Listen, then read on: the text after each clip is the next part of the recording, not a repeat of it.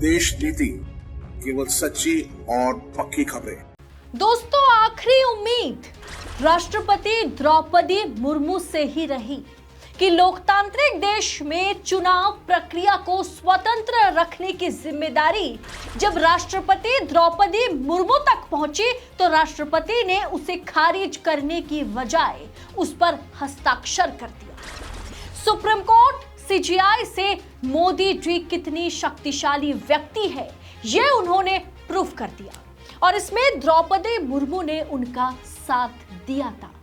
आखिरी मौका द्रौपदी मुर्मू के पास था, लेकिन हमारे राष्ट्रपति ने, भारतीय जनता पार्टी की सरकार ने जो कानून लेकर के आई, ये जो बिल लेकर के आई, उसे हस्ताक्षर करके कानून में तब्दील कर दिया।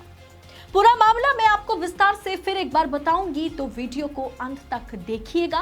नमस्कार, स्वागत है आप सभी का देश नीति पर। दोस्तों, क्यों कहा जाता है कि चुनाव आयुक्त हो या चीफ इलेक्शन कमिश्नर हो, ईडी के डायरेक्टर हो, सीबीआई के डायरेक्टर हो, देश के उपराष्ट्रपति हो, राष्ट्रपति हो, ये जितने पद है ना, ये निष्पक्ष होना बहुत जरूरी है।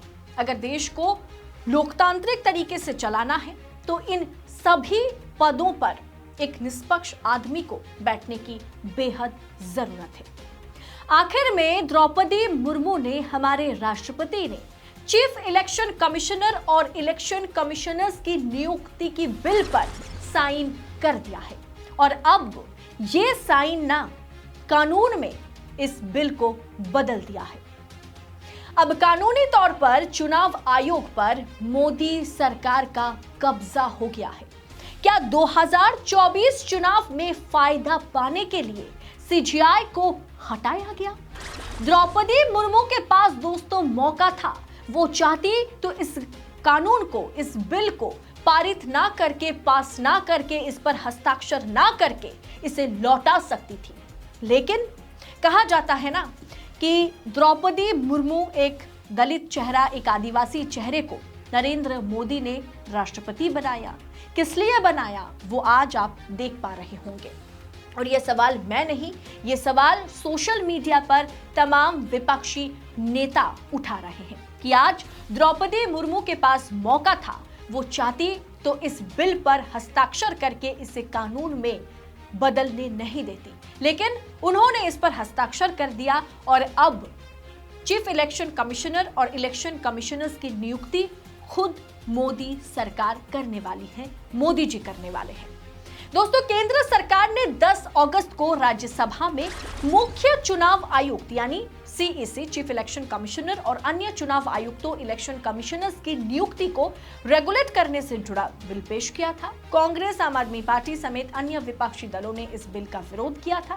विपक्षी दलों ने कहा था कि सरकार सुप्रीम कोर्ट की संविधान पीठ के आदेश के खिलाफ बिल ला करके उसे कमजोर कर रही है और सुप्रीम कोर्ट का अपमान कर रही है। फिर 12 दिसंबर को मुख्य चुनाव आयुक्त, चुनाव आयुक्तों की नियुक्ति बिल को राज्यसभा में पास करा दिया गया। जाहिर है, राज्यसभा में पास होने के बाद ये लोकसभा में भी पास होना था और हो भी गया बड़े आसानी से। फिर ये पहुंचा राष्ट्रपति के पास। अगर राष्ट्रपति चाहती तो इस पर वो हस्ताक्षर नहीं करती। अगर उन्हें ये लगता कि हमारे देश में चुनाव आयुक्तों की नियुक्ति, मुख्य चुनाव आयुक्त की नियुक्ति निष्पक्ष होनी चाहिए और इसमें सीजीआई की मौजूदगी जरूरी है, ऐसा अगर वो सोचती तो वो जरूर इस पर हस्ताक्षर नहीं करती और इस बिल को वो लौटा देती ताकि ये कानून में ना बदले। लेकिन ऐसा नहीं हुआ। सुप्रीम कोर्ट के फैसले को किस तरह से सरकार ने पलट दिया, उसका जीता जागता उदाहरण तो चीफ इलेक्शन कमिश्नर और इलेक्शन कमिश्नर्स की नियुक्ति प्रक्रिया है। एक तरह से आप कह सकते हैं कि सुप्रीम कोर्ट और सीजीआई को सीधा संदेश दिया गया होगा कि मोदी जी के आगे किसी की नहीं चलने वाली। उधर मुख्य चुनाव आयुक्त यानी चीफ इलेक्शन कमिश्नर और अन्य चुनाव आयुक्तों से जुड़े जो बिल है वो राज्यसभा में, लोकसभा में पास होने के बाद वो राष्ट्रपति द्रौपदी मुर्मू के पास पहुंचा और द्रौपदी मुर्मू ने उसमें हस्ताक्षर करने के बाद वो बिल कानून में बदल गया। कानून मंत्री अर्जुन रामपाल ने इस बिल को उस वक्त पेश किया था। इसे चुनाव आयोग और आयुक्तों की सेवा और शर्तें और कामकाज का संचालन अधिनियम 1991 की जगह पर लाया गया। इसके पीछे मकसद क्या है, इस पर लगातार सवाल उठ रहे हैं। सबसे पहले आपको मैं बता दूं, सुप्रीम कोर्ट ने चुनाव आयुक्तों और मुख्य चुनाव आयुक्त की नियुक्ति पर ऐतिहासिक फैसला सुनाया था 2023 में। कोर्ट ने आदेश दिया था कि प्रधानमंत्री मोदी, लोकसभा के नेता प्रतिपक्ष, सीजीआई का पैनल इसकी नियुक्ति करेगा। पहले सिर्फ केंद्र सरकार इनका चयन करती थी। 5 सदस्यीय बेंच ने कहा कि ये कमेटी नामों की सिफारिश राष्ट्रपति को करेंगे। इसके बाद राष्ट्रपति मुहर लगाएंगे। उच्च न्यायालय ने अपने आदेश में साफ कहा कि ये प्रोसेस तब तक लागू रहेगी जब तक ना संसद में चुनाव आयुक्तों की नियुक्ति पर कोई ढंग का कानून बनता है। सुप्रीम कोर्ट ने अपने फैसले में कहा कि यह चयन प्रक्रिया सीबीआई डायरेक्टर की तर्ज पर होनी चाहिए, यानी इसमें निष्पक्षता, पारदर्शिता और सीजीआई की मौजूदगी जरूरी है। कोर्ट ने यह कहा था कि इलेक्शन कमीशन का स्वतंत्र होना जरूरी है। Justice KM. जोसेफ ने कहा था कि लोकतंत्र को बनाए रखने के लिए चुनाव प्रक्रिया की स्पष्टता बनाए रखी जानी चाहिए, नहीं तो इसके पीछे का परिणाम जो है वो सफल या अच्छा नहीं हो सकता। जस्टिस जोसेफ ने कहा था कि वोट की ताकत सुप्रीम है, सबसे ऊपर है। इससे मजबूत पार्टियां भी सत्ता हार सकती है।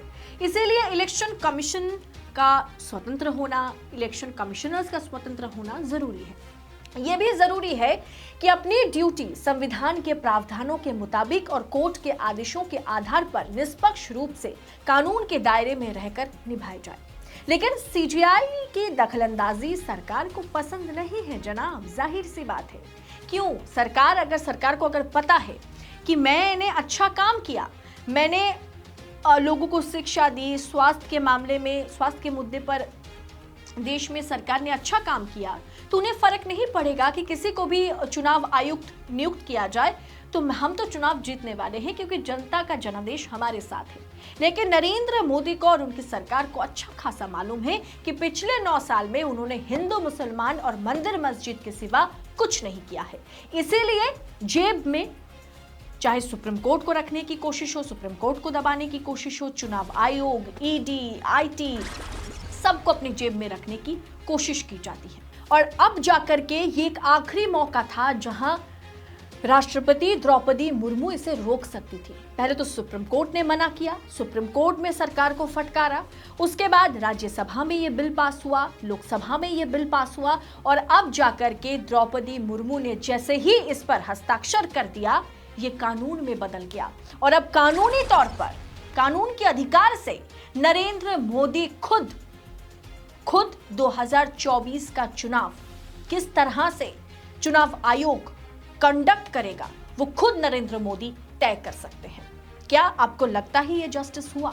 आप अपनी राय कमेंट कर हमारे साथ जरूर शेयर कीजिएगा। किस तरह से संवैधानिक पद पर बैठे सभी व्यक्ति कहीं ना कहीं सरकार के आगे, नरेंद्र मोदी के आगे नतमस्तक होते हुए नजर आ रहे हैं, वो आज जग जाहिर है। इस पर सवाल भी उठ रहे हैं। आप अपनी राय हमारे साथ शेयर करें, आजाद मीडिया को सपोर्ट करें, देश नीति इसी तरह से सच्ची खबरें आप तक पहुंचा सके, इसके लिए देश नीति को भरपूर सपोर्ट करें। फेसबुक पर देश नीति को फॉलो करें और जाते जाते चेक कीजिएगा, अगर आपने देश नीति को सब्सक्राइब नहीं किया है तो सबसे पहले देश नीति को सब्सक्राइब करें। बहुत बहुत शुक्रिया। जय हिंद, जय भारत। आपका एक सब्सक्राइब हमारे लिए महत्वपूर्ण है। देश नीति को अभी सब्सक्राइब करें और बेल आइकन को दबाना ना भूलें।